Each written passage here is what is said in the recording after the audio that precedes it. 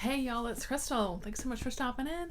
Um, your girl has been reading. Okay, your girl has been reading, and I am so excited. So, I'm just here to do a little reading recap of my November reads so far. I've been reading. I've read several books, and I'm excited. And yeah, so I feel like I'm back. I feel like I'm back. I'm finally back in the swing of things of reading. These past couple of weeks. So that's good. Things are good. They're looking up. So of course I've been taking part in the Nostalgic November readathon. Kelsey over at Slime and Slashers, her readathon for this month. I think that's been helping me too, kind of get back into the swing of things. So yeah, I've been having a good time with reading again. So it feels good. So first up, let's jump right in. I have finally read My Heart is a Chainsaw by Stephen Graham Jones, and boy did I love this book. I loved this book. So I did use this for one of the prompts for Nostalgic November, the book with to read a book with a strong female protagonist.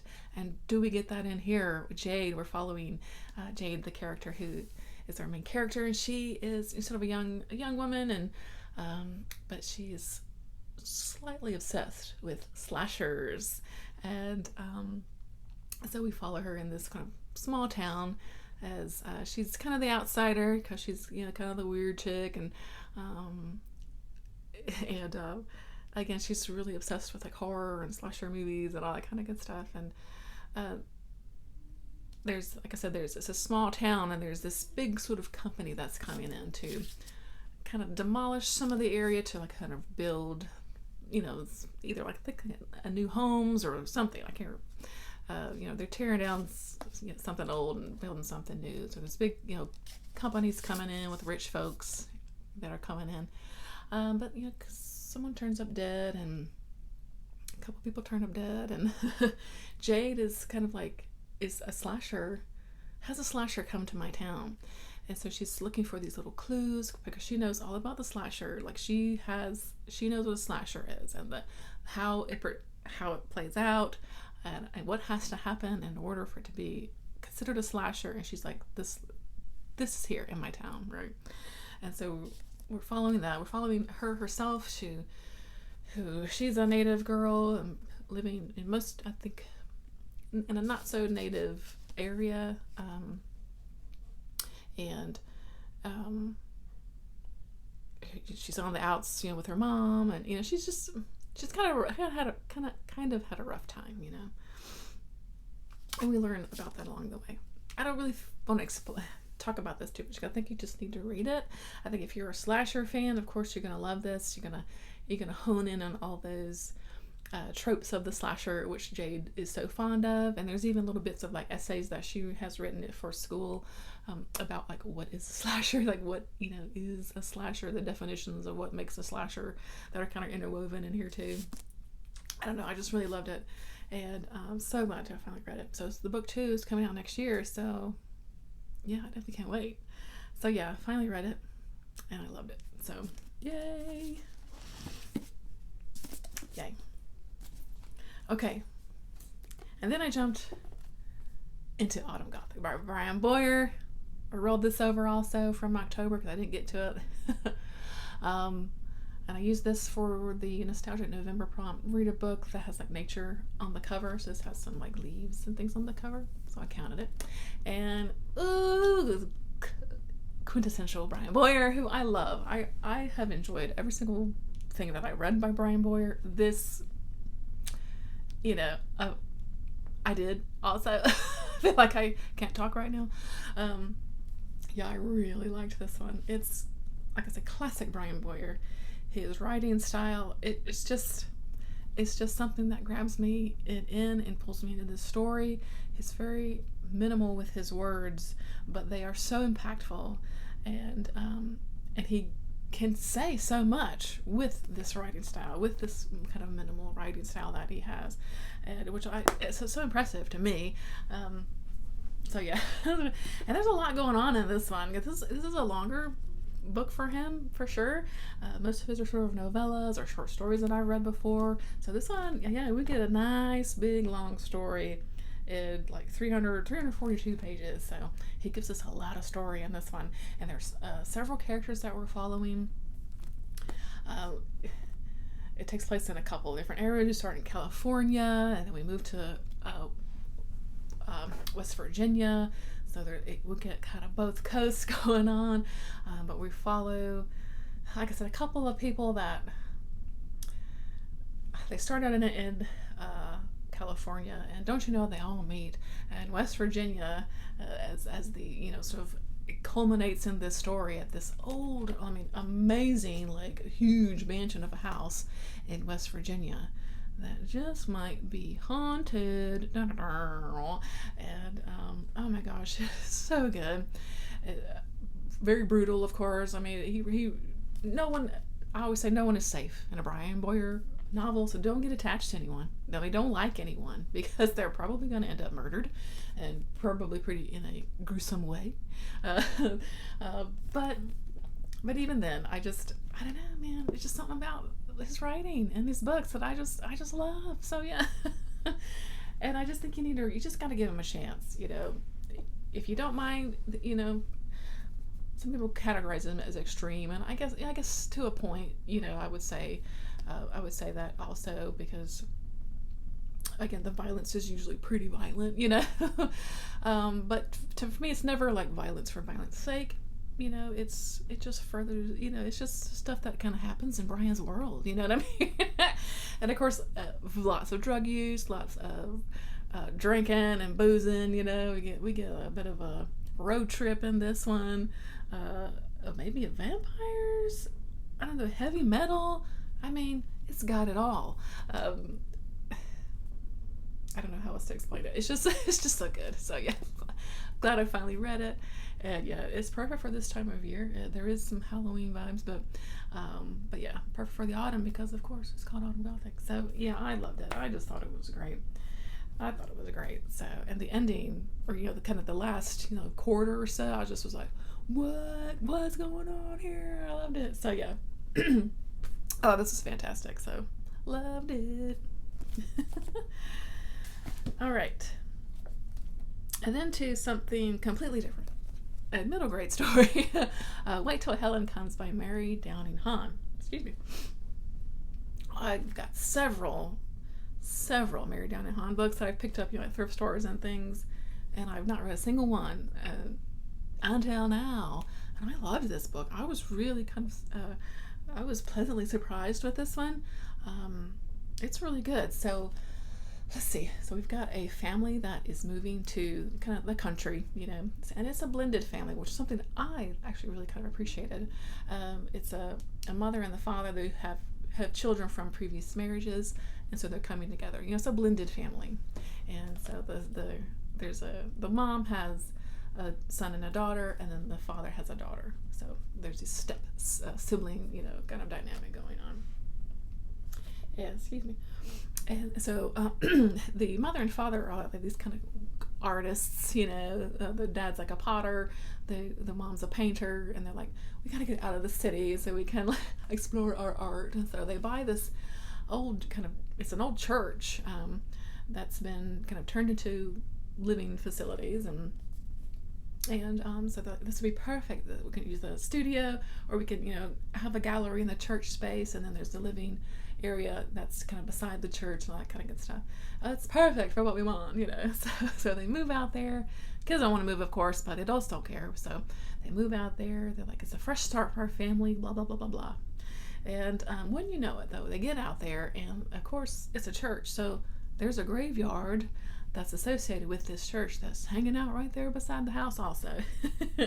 and so one of the little girl here, who is the youngest of the girls, she is her name is Heather. She's the father's daughter, and she's kind of bratty. She's not getting along with the other kids, and the stepmom. Her mom died in a fire, so she's dealing with some grief and things.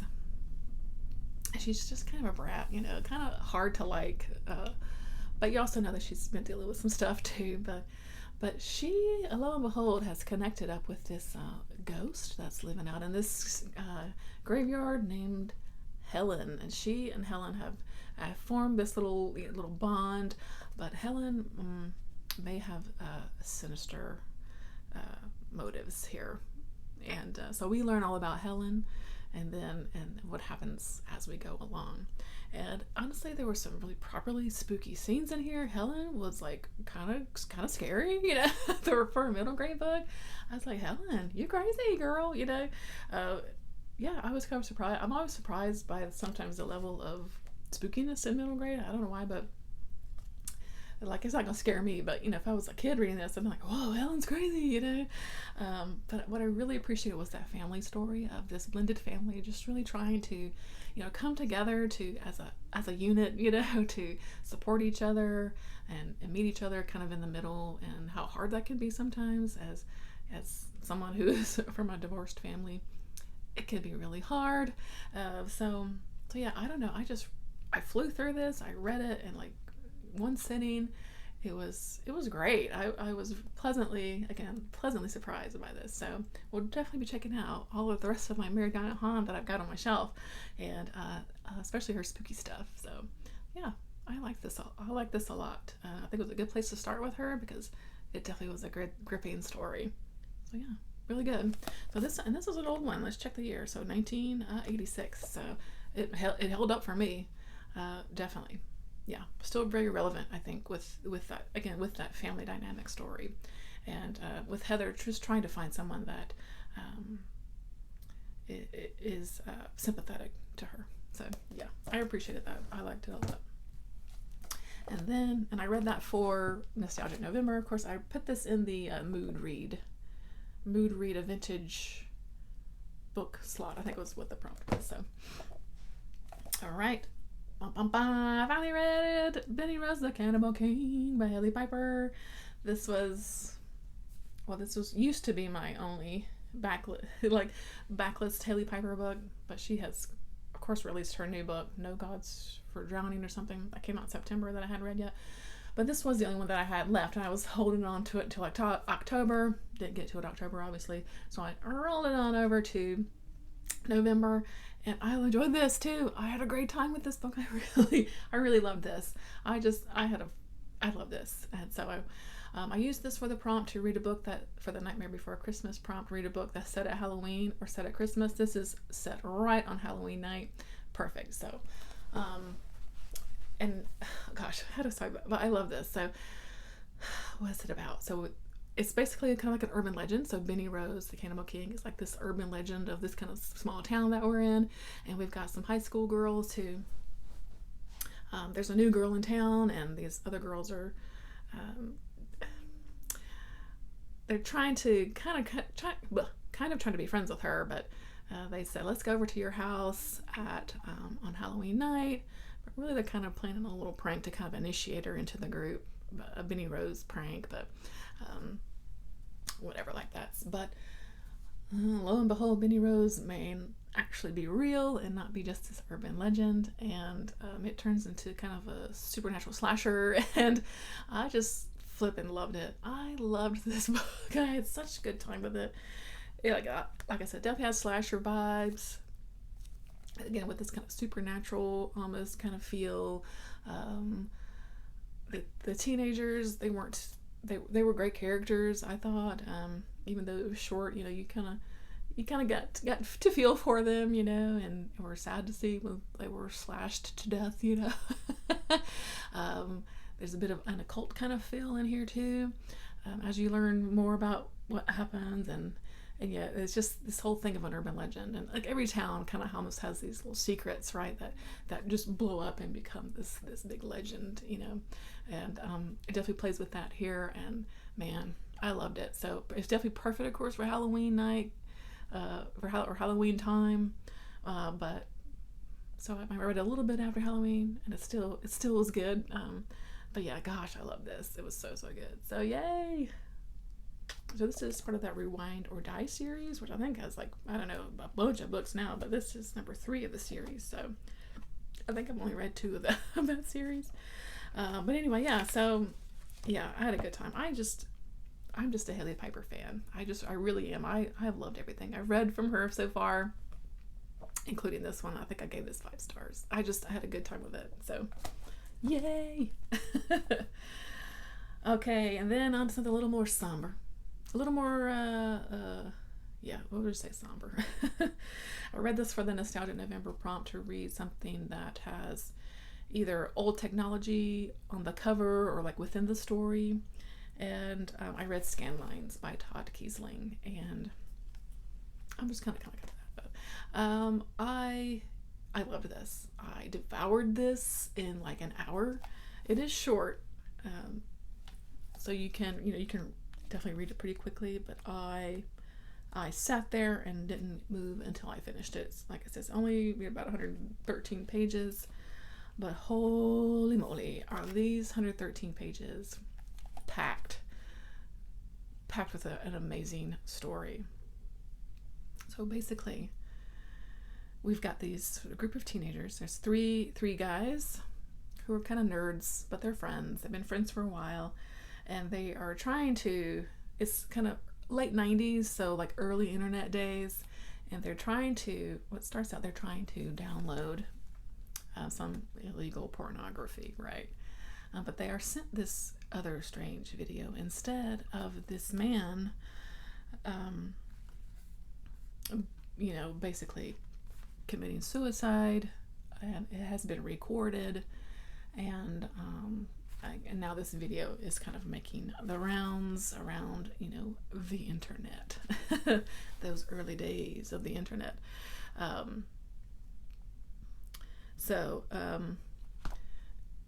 And so after they watch it, it's like, whoa, they're like, really affects them, but they also feel compelled to like really watch it again and again and again. But then they start seeing this man who had killed himself on the video. They start seeing his face on other people's faces, and he's kind of haunting their dreams and things like that. And so it really turns into almost this sort of haunted type of story where this man is coming through, the ghost of this man or whatever is coming through that video after you've watched it, and just haunting you at everything, and you slowly degrade, and until ultimately you're gonna kill yourself also. So of course, lots of discussion about suicide in this book, so just a content warning there. Like, if you are not wanting to see that, talk about it, hear about it, read about it, don't read this book. It does permeate kind of throughout the story, so just stay away if you're not in the headspace for that. And basically it kind of flashes back in a way. So we're meeting one of the young men as an older person. I think it's like 10 years later, and he's kind of writing down his kind of thoughts about what happened. Like, here's what happened that day back in 1997 or whatever it was, and here's what happened. And then we also get these like journal entries that are like this of one of the other friends, and how his life just really went to shit, because of that, and he turned to drugs, and it was really sad, and so they would kind of get these kind of different stories, it was just so well done. It's so well done, and even though the subject matter is, of course, like really really sad, right? Like I said, I just tore through this book. I could not put it down. Keisling did such a fantastic job with this, and in such a short time, just getting this on the page, I thought, wow. He just did a fantastic job with this. So if it seems like something you like to read, definitely go for it. I think it's impactful. I think it's powerful. I think it's really well done. It's a bit of a coming of age type of story. Also, if you kind of like coming of age stories, but yeah, just really effective little novella, and I loved it. So yes. So okay, so the last book that I've actually finished is The Game. This is the part of the Dark Forces series. This is by Les Logan. I love this cover, right? I got a Ouija board. This is an old book. It was from 1983, I think. Let me find it. Yeah, 1983. And another one that I was pleasantly surprised with. I really, really enjoyed this. So I did use this for another Nostalgic November prompt. Read a book that has like toys or dolls. I think a Ouija board counts as a toy for most of us. Though I do not mess with Ouija board. I've never messed with no Ouija board, and you will not catch me. You won't catch me doing that. No way, Jose. But anyway,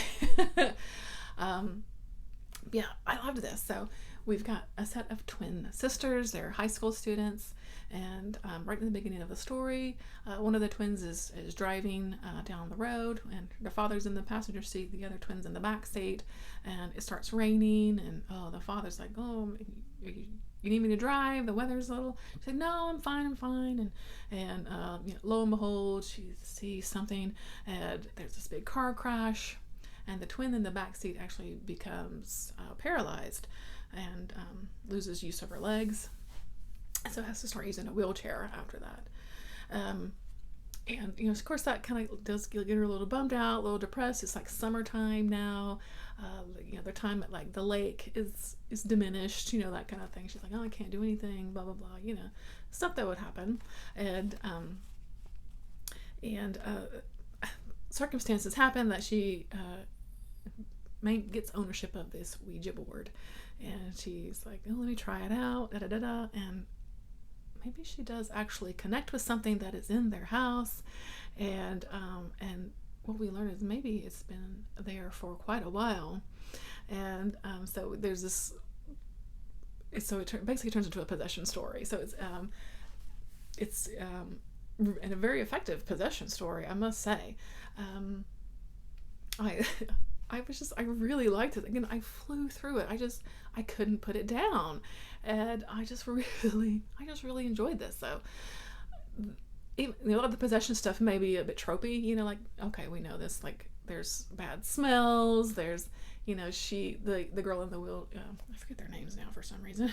Yeah, Terry. Terry's the girl that is using the wheelchair now. She's sort of, kind of. Her personality changes, she becomes mean and withdrawn, all that kind of stuff. All that's kind of typical possession stuff. But I don't know. It was so well written. It hooked me. It really, really did. I know these books are really hard to find, so I'm sorry if you want to read this. Maybe you can track it down. I stumbled on this at like a used bookstore, and if the rest of the series is like this, I'm definitely gonna have to try to track them down. But it was really, really good. And it held up very well, even though it was written in 83. I mean, it could have been written yesterday, I think. It was just really well done. So I loved this. Yay. So nice little kind of YA horror. Very effective, really good, super well written. Really spooky in parts, I liked it. Liked it a lot. So that's what I finished already in November. So I'm thrilled. Thrilled with my progress. Yeah, so I do have a couple things in progress. I am reading the anthology, the Into the Forest anthology, the collection of Baba Yaga stories. About halfway through with those, and honestly, I'm flipping loving this collection. If you were to Baba Yaga, let me tell you, you want to read these. They're really good. So I'll talk about it more once I've finished everything, but I'm loving it so far. I did make a start. Also, small start. I read 2 stories into Poking Holes by Juan Valencia, and yeah, they're good stories. Yeah, the second one was like, oh boy, it's like, what's it called again? Yeah, Empty Nesters. You're like, oh, this is a sweet little story, and then, oh, not so much. Okay, so I'll talk more about that when I'm finished, but. And again, I made the slightest small start onto Slewfoot finally by Brahm. I read the first, I don't even know if I've even finished the first chapter yet, but I made a small start, so I'm going to show it to you. So I'm definitely going to be working on this, over the weekend and into the next week, because it's not super long, but Lord, this writing is like really small in here. So yeah, I'm already like totally intrigued though in these first few pages that I've read. So I'm excited to dig into that further. Of course. So yay. I do have a little bit of book mail. So I got my book of the month. I was super excited to get White Horse. This is by Erica T. Worth. This is it's what feels like it's going to be a horror novel. What I love this, I read this first kind of blurb paragraph and I was like, okay, this is the one I'm gonna pick for the month. So heavy metal, ripped jeans, Stephen King novels, and the occasional beer at the White Horse have defined urban Indian Carrie James's life so far. When her cousin Debbie finds an old family bracelet that once belonged to her mother, it inadvertently calls up both her mother's ghost and a monstrous entity, and Carrie's willful ignorance about her past is no longer sustainable. Sounds amazing. I just can't wait. So yeah, that sounds great. So Erica T. Worth. She is an Indigenous author of Apache, Chickasaw, and Cherokee descent. So, whoa, I'm so excited. This cover is like really cool. Man, I'm so excited for that. I did a little book exchange back around Halloweenish time with a group of girls, and Leslie over at the Nerdy Narrative had my name this time around. We did a Christmassy one last year, but we did a one for Halloween this year, and she sent me a couple books. Of course, she sent Empire of Silence by Christopher Ruocchio. I'm so excited. I've heard nothing but great things about this. I've been wanting to read this for a little while now.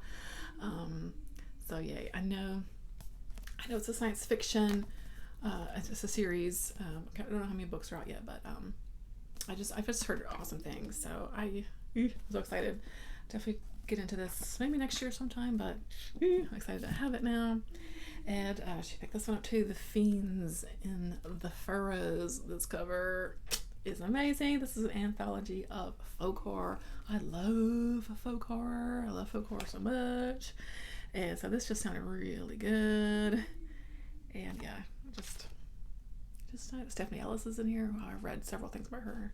She is good. So yeah, I am excited. This is from Nose Touch Press. Yay. I got some more Weird Punk mail from Weird Punk Books. I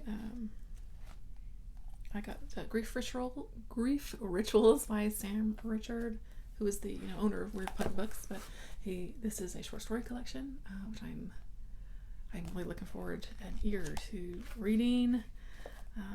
Very excited for that. And then I got Stories of the Eye, which is edited by Sam Richard and Joe. Is it Joe Cock or is it Joe Koch? I should look that up. Yeah, so this has Hailey Piper's in here, Gwendolyn Keist is in here, Ira Rat. Who else do I know? Sam Richard, Joe Koch. Yeah, I'm excited. And I love short stories, so. And then my pre-order. I pre-ordered this, I don't even know, months ago. Whenever they announced this book was coming out, I pre-ordered it, and it came. Da-da-da-da-da. Can't wait to read this. Alias Vasquez by V. Castro. We are going to dive into the story of Miss Vasquez from Aliens, and I'm so excited. So I think what we're getting is we're going to get a little bit of a pre-story for Vasquez, how she kind of, I think, gets up into the military, her time before that. And I know we follow her children at some point also, some children that she had to leave behind. I'm so excited. So yay, pre-orders. It got delayed a little bit, so I was like, and it showed up on my door. And I was like, what is this? I was like, oh, yay, when I opened it, right? Okay, so that's about it. So I just want to talk a little bit more, though. It's a long video, sorry, about me joining the Read What You Own challenge. I was thinking about this anyway, and then Ollie over at Criminale, of course, brought it back up again that he needed to start it, and so it's become a thing now. The Read What You Own challenge, and yeah, I'm in for 100 bucks. I'm doing the platinum level because your girl's got so many books and she needs to read them. So I'm gonna read 100 books before I buy anything new. And I started a couple days ago, so all of these books have actually, well, not been here, I think. These books have already counted, so I've already knocked 4 off. So I'm excited. And it's going to be good because I honestly have so many amazing books that I want to read, but I also am like squirrel, so, and I get distracted. So I'm gonna buckle down and read $100 before I buy anything new.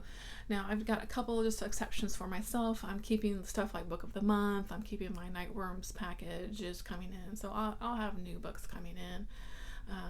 But what I've decided personally is if I get those books in and I read them, I'm not going to count them on my list because they are new books for me, and that's just a personal thing for me that I'm doing.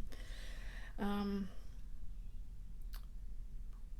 keeping things like Scribd and Kindle Unlimited also, and only because I tend to use those for like buddy reads and stuff. So I'm keeping stuff like that too. But I'm gonna count stuff on my shelves or on my Kindle that I already own as of like right now. Read 100 of those books before buying anything new. I think it's gonna be okay, honestly. I know the holidays are coming up, and honestly, I don't buy books for many people, so I don't even really see myself buying books for the holidays. And of course, I don't count buying books for someone else against the challenge anyway, because I'm not buying them for myself. They're not coming to my house, you know what I mean? Well, unless I buy a book for my husband, but anyway. So I'm looking forward to it because honestly, your girl has got so many floor stacks right now. These shelves, I need to thin them out. I need to read some stuff and probably unhaul some things. But I just, I maybe won't reread or, that kind of, I just don't want on my shelf kind of thing. So yeah, I'm looking really much forward to it. And so also I just want to do a quick thank you to anyone who has been excited and joined us over for the Christmas Eve readathon. We were thrilled with the response. So many people have joined our Discord and are excited about it. We have merch now. What is this? So yeah, I'm excited. So I'll link that information below again in case you missed the announcements. But we're excited for December, and it's going to be here before we know it.